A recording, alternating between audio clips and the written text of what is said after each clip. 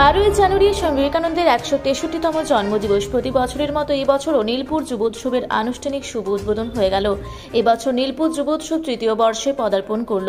শুভ উদ্বোধন অনুষ্ঠানে উপস্থিত ছিলেন পশ্চিমবঙ্গ সরকারের মন্ত্রী স্বপন দেবনাথ, উপস্থিত ছিলেন বর্ধমান উত্তর বিধানসভার কেন্দ্রের বিধায়ক নিশীথ কুমার মালিক। বিশেষ অতিথি হিসেবে উপস্থিত ছিলেন বিশিষ্ট সঙ্গীত শিল্পী নচিকেতা চক্রবর্তী এবং যাদবপুর লোকসভা কেন্দ্রের সাংসদ সায়নী ঘোষ, বর্ধমান জেলা পরিষদের সভাপতি শ্যামাপ্রসন্ন লোহার, INTTUC জেলা সভাপতি সন্দীপ বসু সহ ব্লকের যুব সভাপতি মানস ভট্টাচার্য সহ অন্যান্য নেতৃত্বরা।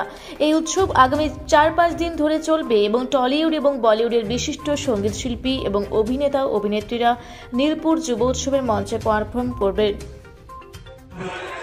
স্বামী বিবেকানন্দের শুভ জন্ম, এই দিনেই এই উৎসবের সূচনা হলো।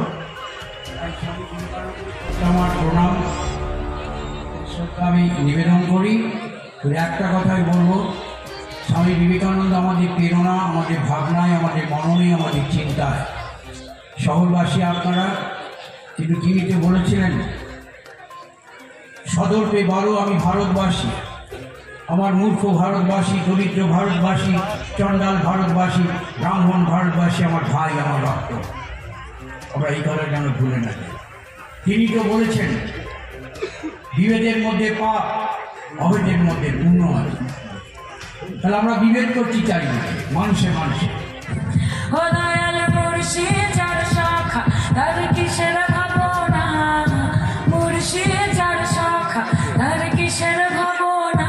আমার হৃদয় মাঝে কাবা নয়নে মদিনা আমার। পূর্ব বর্ধমান থেকে দেবাশিস ঘোষের রিপোর্ট, রূপসী বাংলা মিডিয়া।